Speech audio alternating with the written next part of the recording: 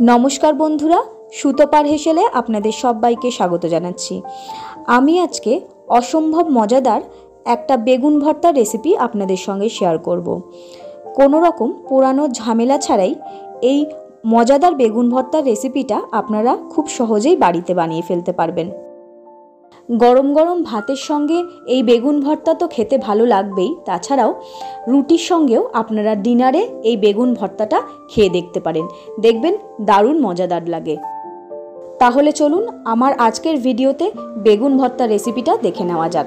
ভালো লাগলে লাইক দিয়ে ভিডিওটা পুরোটা দেখার অনুরোধ রইল। আমি এখানে বেগুন ভর্তার জন্য প্রায় 200 থেকে 250 গ্রাম ওজনের বেগুন নিয়ে নিয়েছি। এবার চলুন আমি বেগুনটা কেটে নেব। সবার প্রথম একটা ছুরি দিয়ে বেগুনের এই পেছনের দিকটা আমি কেটে ফেলে দিলাম। তারপর এই বেগুনটাকে আমি রিং রিং করে একই মাপের কেটে নেব।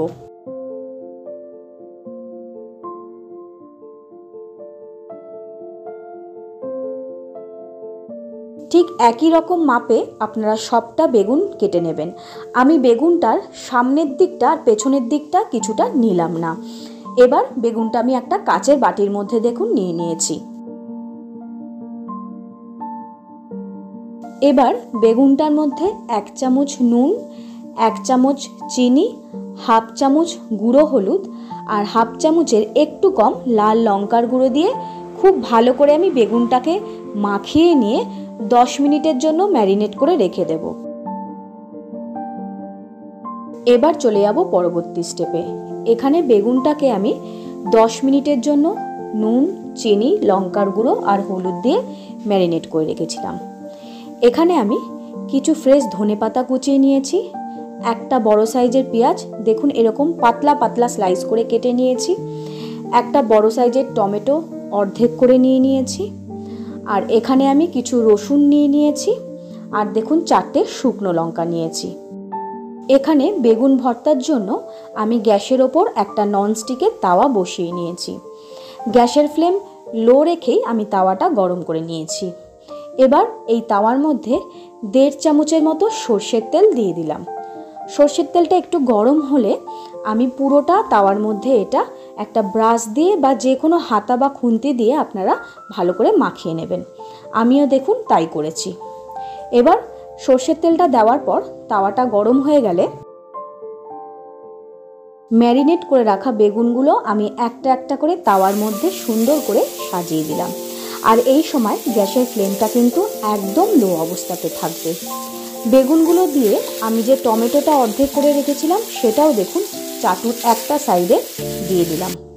এই অবস্থাতেই আমি গ্যাসের ফ্লেম একদম লো রেখে প্রায় 5-7 মিনিটের জন্য এটাকে হতে দেব। আর আপনাদের বলে রাখি, এই বেগুন ভর্তাটা করতে কোনো রকমভাবেই তাওয়া বা কড়াটা ঢেকে দেবেন না। গ্যাসের ফ্লেম লো রেখেই এটা দেখবেন আস্তে আস্তে পোড়া পোড়াভাবে ভাজা হয়ে যাবে। এর মধ্যে এবার আমি 3টে শুকনো লঙ্কা একটা সাইড বরাবর দিয়ে দিলাম। দিয়ে এই বেগুনটাকে আরও কিছুক্ষণের জন্য তাওয়ার মধ্যেই ছেড়ে দিলাম। 5 থেকে 7 মিনিট পর ফিরে এসেছি। এবার বেগুনগুলো একটা খুন্তি দিয়ে আমি সব কটা উল্টে দেব। দিয়ে শুকনো লঙ্কাগুলো আমি একটা সাইডে নিয়ে এসে ফাঁকা জায়গাটার মধ্যে রসুনের কোয়াগুলো দিয়ে দেব।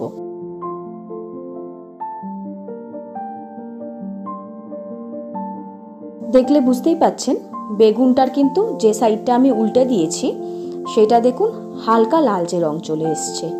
এবার আরেকটা সাইডও আমি ঠিক এইভাবেই 5-7 মিনিট হতে দেব।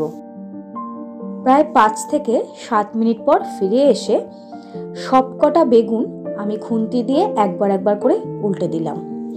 দেখুন বন্ধুরা, যে সাইডটা তাওয়ার মধ্যে এতক্ষণ ছিল সেটা কিন্তু প্রায় একটু পোড়া পোড়া একটা রং চলে এসছে। এবার আরেকটা সাইডও আমি ঠিক এতটাই কড়া করে ভেজে নেব। রসুনগুলোও একটু উল্টে দেব, আর যে শুকনো লঙ্কাগুলো আমি রেখেছিলাম সেগুলো আরেকবার করে ওলট পালট করে দিলাম। সবার শেষে টমেটোটাও আমি উল্টে দিলাম। দেখুন বন্ধুরা, টমেটোটার মধ্যেও একটা কালচে রং চলে এসছে। এইভাবেই আমি এই বেগুন, টমেটো, শুকনো লঙ্কা আর রসুনগুলো আরেকটু ভেজে নেব। বেগুন আর টমেটোটা আমি আরও একবার দুবার কড়ার মধ্যে ওলটপালট করে নিয়েছিলাম। এর ফলে দেখুন এই বেগুন আর টমেটোর ওপরে একটা পোড়া আস্তরণ পড়ে গেছে। আর দেখুন রসুনগুলোও কিন্তু খুব সুন্দর ফ্রাই হয়ে গেছে। এর মধ্যে আমি কিন্তু আর কোনো রকমভাবেই তেল ব্যবহার করিনি, আর সম্পূর্ণ রেসিপিটা আমি গ্যাসের ফ্লেম লো রেখেই করেছি।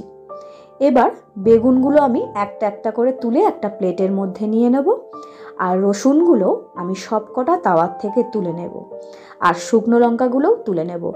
টমেটোটা আমি আরও 1-1.5 মিনিট ফ্রাই হতে দেব। আপনারা দেখতেই পেলেন বেগুনের ওপরে একটা পোড়া আস্তরণ পড়ে গেছে, আর বেগুনটা খুব সুন্দর সেদ্ধ হয়েছে। এবার টমেটোটাও আমি ওলটপালট করে নিয়ে তাওয়ার মধ্যে তুলে নিলাম।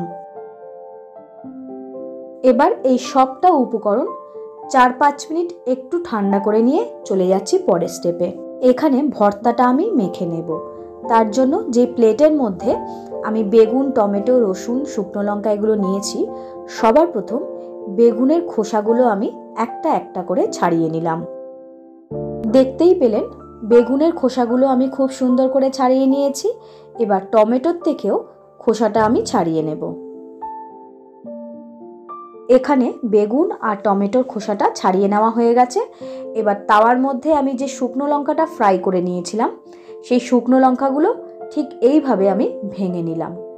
শুকনো লঙ্কাগুলো ভেঙে নেওয়া হয়ে গেলে এর মধ্যে যে রসুনগুলো আমি তাওয়ার মধ্যে ফ্রাই করে রেখেছিলাম, সেগুলোও ঠিক এইভাবে দেখুন শুকনো লঙ্কার সঙ্গে মাখিয়ে নিলাম। শুকনো লঙ্কা রসুনটা খুব ভালো করে মিশিয়ে নেওয়া হয়ে গেলে একটা বড় সাইজের পেঁয়াজ আমি একদম স্লাইস করে কেটে রেখেছিলাম, সেটাই সবটা এর মধ্যে দিয়ে দিলাম।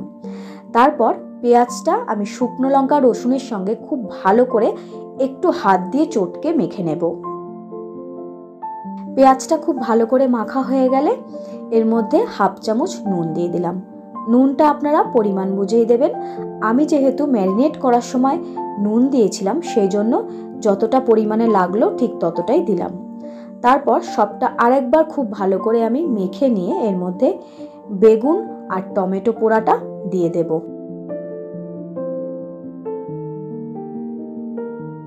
এইভাবেই হাত দিয়ে বেগুন আর টমেটোটা আপনারা খুব ভালো করে মাখিয়ে নেবেন। ভর্তা যত মসৃণ হয় ততই কিন্তু খেতে স্বাদ হয়। দেখলে বুঝতেই পাচ্ছেন ভর্তাটা আমার খুব ভালো করে মাখিয়ে নেওয়া হয়ে গেছে, আর দেখলে বুঝতেই পাচ্ছেন কতটা লোভনীয় হয়েছে। এবার এই বেগুন ভর্তাটার মধ্যে আমি কিছুটা ফ্রেশ কুচিয়ে রাখা ধনেপাতা ছড়িয়ে দিলাম। ধনেপাতাটা যতটা ফ্রেশ হবে ভর্তার গন্ধটাও কিন্তু ততটা ভালো হবে। ধনেপাতাটা দেওয়ার পর ভর্তাটা আরও একবার আমি খুব ভালো করে মাখিয়ে নিয়ে পরিবেশনে চলে গেলাম। এখানে একটা সুন্দর পাত্রের মধ্যে আমি আপনাদের জন্য বেগুন ভর্তাটা পরিবেশন করে দিলাম। আর সবার শেষে বেগুন ভর্তার ওপর থেকে কিছুটা কাঁচা সর্ষের তেল ছড়িয়ে দিলাম, আর কিছুটা ফ্রেশ ধনেপাতা ছড়িয়ে দিলাম। দেখুন তো বন্ধুরা ভর্তাটা দেখতে লোভনীয় হয়েছে কিনা। তাহলে আর দেরি না করে ঠিক এই পদ্ধতিতে একবার ডিনারের জন্য বেগুন ভর্তার রেসিপিটা অবশ্যই ট্রাই করে দেখবেন। আর যদি আপনাদের আমার এই বেগুন ভর্তার রেসিপিটা ভালো লাগে অবশ্যই কমেন্টের মাধ্যমে আমাকে জানাতে ভুলবেন না। আমার চ্যানেলে আরও নিত্য নতুন রেসিপি পাওয়ার জন্য সুতপার হেসেল চ্যানেলটা সাবস্ক্রাইব করে পাশে থাকা বেল আইকনটা প্রেস করে অল করে দেবেন। নমস্কার।